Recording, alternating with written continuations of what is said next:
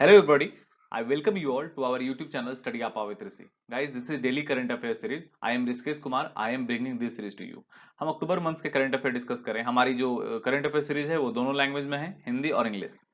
Guys month के last में 27, 28, 29 को हम बेस्ड करंट अफेयर्स को लाएंगे और आप लगातार वीडियोस को देखते रहें क्योंकि पूरे मंथ के सारे करंट अफेयर्स हम इसमें डिस्कस करेंगे.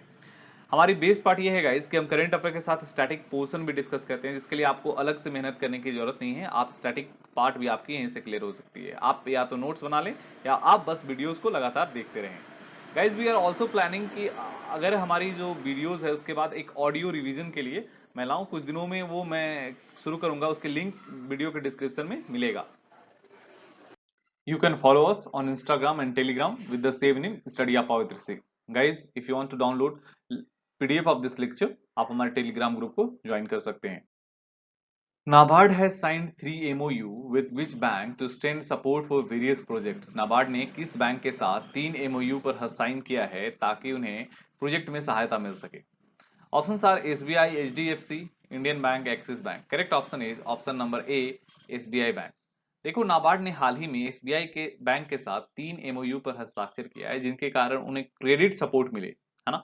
जो उनके ऑनगोइंग प्रोजेक्ट्स हैं उनपे वो एसबीआई से क्रेडिट सपोर्ट लेना चाहते हैं, जिसके जैसे आप फाइनेंस ज्वाइंट लाइबिलिटी की बात कर लो, ग्रुप सेल्फ हेल्प ग्रुप्स की बात कर लो, इनफ्लोज टू फार्मर्स की बात कर लो, प्रोड्यूसर्स के लिए बात कर लो, ऑर्गेनाइजेशन के लिए जो उनकी क्रेडिट फ्लो है उनके लिए बात कर लो, या economic support for water set जो उनकी डेवलपमेंट प्रोजेक्ट चल रही है उनके लिए बात कर लो, है ना.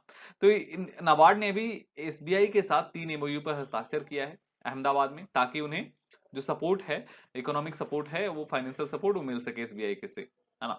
अब देखो, हम बात करेंगे एसबीआई की एस्टैब्लिशमेंट की. एसबीआई को 1 जुलाई 1955 में एस्टैब्लिश किया गया था. लेकिन बहुत बार क्वेश्चंस ऐसे आते हैं कि एसबीआई का पुराना ओल्ड नाम क्या था, पुराना नाम क्या था. तो इसको हम बोलते हैं इंपीरियल बैंक ऑफ इंडिया. क्या बोलते थे? Imperial bank of India. आप याद रखना. हेडक्वार्टर कहां है गाइस? मुंबई में. चेयरपर्सन कौन है इनके? दिनेश कुमार खर्रा, जो भी हाल ही में अपॉइंट हुए हैं और जो रजनीश कुमार को रिप्लेस किए हैं. देखो, नाबार्ड की बात करेंगे. नाबार्ड हमारे लिए इंपॉर्टेंट हो जाती है. तो नाबार्ड का फुल फॉर्म क्या है, उससे पहले ये समझो नाबार्ड का फुल फॉर्म, है ना. नाबार्ड का फुल फॉर्म है national bank for agriculture and rural development. National bank for agriculture and rural development, है ना. नाबार्ड का ये फुल फॉर्म है. नाबार्ड की स्टैब्लिशमेंट कब हुई थी? उनकी स्टैब्लिशमेंट हुई थी 12 जुलाई. एसबीआई की 1 जुलाई, है ना. 12 जुलाई 1982 में, है ना. 1982. इनकी भी हेडक्वार्टर कहाँ है गाइस? मुंबई में. इनकी भी हेडक्वार्टर मुंबई में है और इनके जो चेयरपर्सन है वो है गोविंद राजूला चिंताला, है ना. गोविंद राजूला चिंताला, आपसे याद रखना. Next question is UP government has signed agreement with which airport for designing, building and operating Noida international airport. Uttar Pradesh सरकार ने किस एयरपोर्ट के साथ समझौता किया है ताकि नोएडा अंतर्राष्ट्रीय हवाई अड्डा को बनाने में, डिजाइन करने में और चलाने में सहायता हो सके. Options are Zurich airport, London airport, Singapore airport, Australian airport. Correct option is option number A, Zurich airport. UP government ने अभी ज्यूरिक एयरपोर्ट के साथ ये समझौता किया है ताकि अंतर्राष्ट्रीय नोएडा अंतर्राष्ट्रीय हवाई अड्डा जो है उसको बनाने में, बिल्ड करने और ऑपरेट करने में सहायता मिल सके. देखो, ये 40 वर्षों का अग्रीमेंट है जो पीपीपी मॉडल पे काम करेगा, पब्लिक प्राइवेट पार्टनरशिप, जिसमें गवर्नमेंट और प्राइवेट कंपनी दोनों की बराबर, दोनों की हिस्सेदारी होगी. वो अग्रीमेंट में लिखा होगा कितनी रेशियो में हिस्सेदारी होगी, है ना. देखो, कभी कभी क्वेश्चंस में बजट पूछ लिया जाता है, कितने बजट का है. तो 29,560 करोड़ का ये बजट है ना.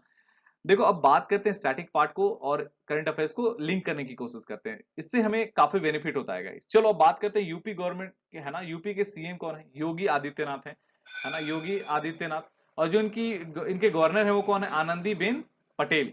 गवर्नर इनकी आनंदीबेन पटेल. अब जैसे ज्यूरिक एयरपोर्ट की बात आती होगी, आपके मन में आता होगा ये ज्यूरिक एयरपोर्ट है कहाँ? ये स्विट्जरलैंड में है गाइस. ज्यूरिक एयरपोर्ट स्विट्जरलैंड में है, वहां के सबसे बड़ी एयरपोर्ट है ना.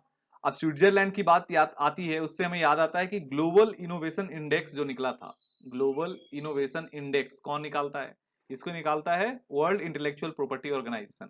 तो ग्लोबल इनोवेशन इंडेक्स में अभी कौन टॉप किया था? स्विट्जरलैंड. और हमारी क्या रैंकिंग थी गाइस? 48th रैंकिंग थी. आप इसे याद रखना, ये काफी इंपॉर्टेंट हो जाता है स्विट्जरलैंड के पॉइंट ऑफ व्यू से.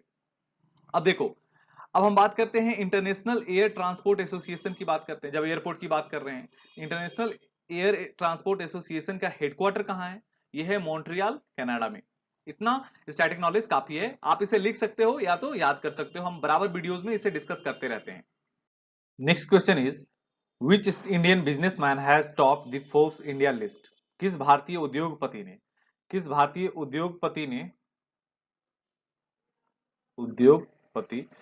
ने फोर्ब्स इंडिया रीच लिस्ट 2020 में टॉप किया है? देखो गाइज, अगर कहीं मिस्टेक होती है हिंदी या इंग्लिश में तो आप उसे कंप्रोमाइज कर लें, क्योंकि देखो हमारी मेन पर्पस है करंट अफेयर डिस्कस करना। अगर आपको उसकी जो पर्पस है वो सर्व हो जा रही है तो इट्स फाइन गाइज, है ना। अभी हम लिटरेचर पे फोकस नहीं कर रहे हैं। Which Indian businessman has topped the Forbes India list? Options are Mukesh Ambani, Gautam Adani, CU Nadar, Uday Kotak. Correct option is guys option number 1, Mukesh Ambani. Mukesh Ambani ने अभी फोर्ब इंडिया रीच लिस्ट 2020 में टॉप किया है। सेकंड है गौतम अदानी, है ना, अदानी ग्रुप के chairman Gautam Adani, और थर्ड है सीयू नादर, फोर्थ उदय कोटक। देखो अब हम फोर्ब्स की बात करेंगे। Forbes is an American business magazine है जो हर साल अमीरों की लिस्ट निकालती है। इस बार जो मुकेश अंबानी है वो 13th कंजिक्यूटिव ईयर, मतलब लगातार वो 13 बार से वो फोर्ब्स इंडिया लिस्ट टॉप कर रहे हैं, है ना। ये बहुत बड़ी अचीवमेंट है। अगर आप इंटरनेशनली बात करोगे तो जेफ बेजोस जो है वो सीईओ ऑफ अमेजन है, उन्होंने फोर्ब्स इंडिया लिस्ट को टॉप किया है। In India national postal day was celebrated on? Bharat में राष्ट्रीय पोस्टल दिवस कब मनाया जाता है? Correct option is 8th October, 7th October, 10th October, 9th October. Correct option is option number D, 9 अक्टूबर को हम नेशनल पोस्टल डे के रूप में सेलिब्रेट करते हैं। याद रखो नेशनल पोस्टल डे की बात कर रहा हूं। मैंने लास्ट पिछले जो लेक्चर था उसमें मैंने 5th अक्टूबर को लिखा था विश्व शिक्षक दिवस, तो बहुत सारे लोग कंफ्यूज हो गए थे। देखो विश्व शिक्षक दिवस 5 अक्टूबर को मनाया जाता है, लेकिन राष्ट्रीय शिक्षक दिवस हम मनाते हैं 5 सितंबर को। आप इसे याद रखना, डॉक्टर सर्वपल्ली राधाकृष्णन के जन्म दिवस पे। तो 5 सितंबर राष्ट्रीय शिक्षक दिवस और 5 अक्टूबर विश्व शिक्षक दिवस के रूप में सेलिब्रेट करते हैं। उसी तरह 9 अक्टूबर को हम सेलिब्रेट करते हैं नेशनल पोस्टल डे, और इंटरनेशनल पोस्टल डे की बात करेंगे हम 10th अक्टूबर को सेलिब्रेट करते हैं। लेकिन 10th अक्टूबर को एक और डे सेलिब्रेट करते हैं, वो करते हैं वर्ल्ड मेंटल हेल्थ डे, है ना, world mental health day. 7th अक्टूबर को वर्ल्ड कॉटन डे, और 8 अक्टूबर को हम करते हैं वर्ल्ड एयरफोर्स डे। तो काफी इंपॉर्टेंट हो जाता है। देखो हम जो बात करेंगे ये डेज वाली, बहुत सारे इंपॉर्टेंट डेज हैं अक्टूबर में, वो हमें याद रखना मुश्किल है, लेकिन सबसे इजी पार्ट है गाइस कि आप इसे रिवाइज करते रहो। मैं जब भी इससे रिलेटेड क्वेश्चंस आएंगे मैं सारे इंपॉर्टेंट डेज मेंशन कर दूंगा ताकि आपको याद हो जाए, है ना। और लास्ट में एक सेपरेट वीडियोस मैं इसके लिए लाऊंगा जिसमें हमारे जो सारे इंपॉर्टेंट डेज हैं वो कवर हो जाए। Next question is which minister has got the additional charge of ministry of consumer affairs? कौन से केंद्रीय मंत्री को उपभोक्ता मामलों का अतिरिक्त प्रभार दिया गया? ये प्रभार जो क्यों दिया गया, आप ऐसा समझो कि अभी हाल ही में हमारे मंत्री जो रामविलास पासवान जी का दुखद जो उनका निधन हो गया गाइस। जो उनकी पास जो मिनिस्ट्री थी उपभोक्ता और पब्लिक डिस्ट्रीब्यूशन सिस्टम का, वो जो मिनिस्ट्री था उसमें उपभोक्ता मामलों का जो प्रभार है वो किसे दिया गया? Options are Piyush Goyal, Nitin Gadkari, Rajnath Singh, Narendra Singh Tomar. Correct option is option number A, Piyush Goyal, है ना। पीयूष गोयल को ये अतिरिक्त प्रभार दिया गया है उपभोक्ता मामलों के। देखो अभी पीयूष गोयल क्या है, यूनियन मिनिस्टर ऑफ रेलवे है एंड कॉमर्स एंड इंडस्ट्री, है ना। Union minister of railway and commerce and industry के भी मिनिस्टर हैं, उनके साथ उन्हें अतिरिक्त प्रभार दिया गया है उपभोक्ता मामलों का। Next question is K Usha who appointed who passed away recently was the first women chief justice of which state? के उषा जिनका हाल ही में देहांत हो गया वो पहली मुख्य न्यायाधीश किस राज्य की थी, है ना। देखो जब भी महिलाओं से इंपॉर्टेंट बात आता है, पहली महिलाओं या है ना, ये ऐसे क्वेश्चन जब आते हैं ना तो हमारे एग्जाम पर्सपेक्टिव से इंपॉर्टेंट हो जाते हैं। ऐसे क्वेश्चन आप ध्यान से सुना करो। K Usha who passed away recently was the first women chief justice of which state? Tamil Nadu, Karnataka, Kerala, Andhra Pradesh. Correct option is option number C, Kerala, है ना। केरल की अभी के उषा जो पहली महिला मुख्य न्यायाधीश थी उनका देहांत हो गया, है ना। अब बात करेंगे हम इनकी, तो ये जज रही थी, इनको अपॉइंट किया था चीफ जस्टिस 2000 टू 2001 में, और ये जज का जो सर्विंग था वो 1991 से 2000 तक की थी, जिसमें 2000 से 2001 तक, 2000 से 2001 तक इन्हें चीफ जस्टिस ऑफ केरला बनाया गया था। अब देखो हम केरला की बात करेंगे। केरल के जो हमारे सीएम है वो कौन है? पिनरी विजयन, और वहां के जो गवर्नर हैं वो है आरिफ मोहम्मद खान। है ना, आरिफ मोहम्मद खान वहां के गवर्नर हैं। अब बात करेंगे जो अगर हम चीफ जस्टिस की बात किए हैं तो चीफ जस्टिस ऑफ इंडिया की बात करना स्वाभाविक है guys, it is very natural. तो कौन है चीफ जस्टिस ऑफ इंडिया, आपसे पूछा जा सकता है। एम फातिमा बीबी, है ना। इनको कब अपॉइंट किया गया था? 6 अक्टूबर 1989 को, 6 अक्टूबर 1989 को इन्हें अपॉइंट किया था, है ना। क्या नाम है? M Fatima Bibi was the first women chief justice of India. आप इसे याद रखना। Which state government has launch Mukhyamantri Saur स्वरोजगार योजना? कौन सी राज्य सरकार ने मुख्यमंत्री सौर स्वरोजगार योजना की शुरुआत की है? Option are Jharkhand, Bihar, Uttarakhand, Chhattisgarh. Correct option is option number C, Uttarakhand. Uttarakhand के सीएम त्रिवेंद्र सिंह रावत के द्वारा अभी मुख्यमंत्री सौर स्वरोजगार योजना की शुरुआत किया गया है। जो इसकी टारगेट बेनिफिशियरी होंगे वो कौन होंगे? यूथ और माइग्रेंट वर्कर। 10,000 यूथ और माइग्रेंट वर्कर को सेलेक्ट किया जाएगा, जिसमें 25 किलोवाट तक का सौर ऊर्जा से चलने वाली बिजली प्लांट लगाया जाएगा। उसमें गवर्नमेंट उनको हेल्प करेगी और 25 सालों तक उत्तराखंड पावर कॉर्पोरेशन लिमिटेड उनसे बनने वाली बिजली खरीदेगी, जिससे उनकी इनकम का स्रोत बढ़ेगा, है ना, और उन्हें एम्प्लॉयमेंट मिलेगा। ये काफी अच्छी योजना है ना, अपने यूथ को एम्प्लॉय करने का और स्वावलंबी बनाने का काफी अच्छा तरीका है गाइस। देखो अब स्टैटिक पार्ट और वहां के करंट अफेयर्स को लिंक करते हैं।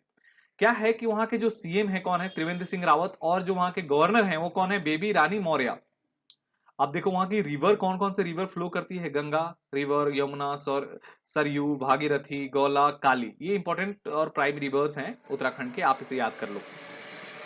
देखो अभी नमामि गंगे प्रोजेक्ट की बात किए थे। नमामि गंगे प्रोजेक्ट के अंदर अभी छह है ना प्रोजेक्ट्स लॉन्च किया गया था उत्तराखंड में, जिसमें एक था वहां की जो गंगा को लेके पहली बार म्यूजियम बनाने का, है ना, गंगा को लेके पहली बार म्यूजियम बनाने का। उस म्यूजियम का नाम क्या है गाइस? गंगा अवलोकन, है ना। और सोलर एलियंस की बात करते हैं तो इंटरनेशनल सोलर एलियंस की बात करेंगे। इसकी हेडक्वार्टर कहाँ है? गुरुग्राम, हरियाणा में। ये हमारी स्टैटिक पार्ट थी, काफी इंपॉर्टेंट है एग्जाम पर्सपेक्टिव से, आप इसे याद रखें। Next question is world arthritis day is celebrated on. विश्व गठिया दिवस कब मनाया जाता है? Option are 10th October, 1st October, 2 October, 12 October. Correct option is option number D, 12 October. 12 अक्टूबर को हम विश्व गठिया दिवस के रूप में मनाते हैं। देखो सारे डेज को आप मेरे साथ रिपीट करो, ये याद हो जाएगा। बार बार मैं डिस्कस कर रहा हूं इस चीजों को। देखो 10th अक्टूबर को क्या बात करते हैं? वर्ल्ड पोस्टल डे और वर्ल्ड मेंटल हेल्थ डे के रूप में सेलिब्रेट करते हैं हम 10th अक्टूबर को। 1st अक्टूबर को हम करते हैं क्या? वर्ल्ड ओल्ड पर्सन डे, है ना। 2 अक्टूबर को महात्मा गांधी और लाल बहादुर शास्त्री जी का जन्मदिन है। उस दिन हम क्या सेलिब्रेट करते हैं? विश्व अहिंसा दिवस, है ना। 12 अक्टूबर की बात हो ही गई, विश्व गठिया दिवस की बारे में बात करेंगे। International day of non violence 2 अक्टूबर को हम सेलिब्रेट करते हैं। तो ये सारे डेज है ना, बार बार रिपीट करेंगे तो हमें याद होते चला जाएगा। Next question is who own the French open 2020? 2020 का फ्रेंच ओपन किसने जीता? राफेल नडाल, नोक जोकोविच, Swiatek, Serena Williams. Correct option is option number A, Rafael Nadal. Rafael Nadal ने अभी नोक जोकोविच को, राफेल नडाल कहां के प्लेयर हैं? स्पेनिश प्लेयर हैं और ये सर्बियन प्लेयर हैं, नोक जोकोविच। इनको हराकर अभी राफेल नडाल ने फ्रेंच ओपन 2020 को जीत लिया है। अभी विमेंस टाइटल की बात करेंगे तो जो ईगा स्वाइतिक है, उन्होंने जो यंगेस्ट ह्यूमन है ना, अभी तक के यंगेस्ट ह्यूमन है जिन्होंने फ्रेंच ओपन 2020 को जीता है। और इन्होंने हिस्ट्री रिकॉर्ड अभी बनाई है, आप इसे याद रखें, हमारे एग्जाम पर्सपेक्टिव से इंपॉर्टेंट हो जाता है। तो ये था अभी तक का हमारा करंट अफेयर गाइज। अगर आपको कोई भी डाउट है, कोई भी प्रॉब्लम आती है, अगर आपको लगता है कहीं मिस्टेक है, तो आप करंट हमारे कमेंट बॉक्स पे कमेंट करें। और नेक्स्ट वीडियो से मैं कोशिश करूंगा कि और भी जो पहली जो स्टार्ट करते हैं हम सीरीज को, उसमें 10-15 क्वेश्चन जो हैं हमारे पुराने क्वेश्चन हैं, जिसे हम लगातार डिस्कस कर लें, उसे रिवाइज करते चलें, ताकि हमें मुश्किल ना हो याद करने में। Thank you everyone for watching our videos and please don't get demotivated. अगर आपको कोई भी सिचुएशंस आपके अकॉर्डिंग नहीं चल रही है, आपकी पेरेंट्स, आपके फैमिली मेंबर्स या आप स्ट्रगल कर रहे हैं, तो ये भी टाइम चला जाएगा, आप धैर्य रखें। अगर आप हमारी वीडियोस को देख रहे हैं तो इसके लिए मेरे तहे दिल से धन्यवाद गाइस। अगर आपको पसंद आ रहा है तो आप दूसरों तक शेयर करें, उसे लाइक करें, ये हमें काफी मोटिवेशन प्रोवाइड करता है। आपकी 10 से 15 मिनट जो आप हमें देते हैं, पेशेंटली सुनते हैं, वो आपकी नॉलेज तो इनहेंस करती है, हमें भी मौका देती है बेस्ट कंटेंट आपको आपके तक पहुंचाने के लिए, आपके तक लाने के लिए। है ना? आप भी दूसरों को हेल्प करें गाइस और आगे बढ़ते रहें। जय हिंद, जय भारत।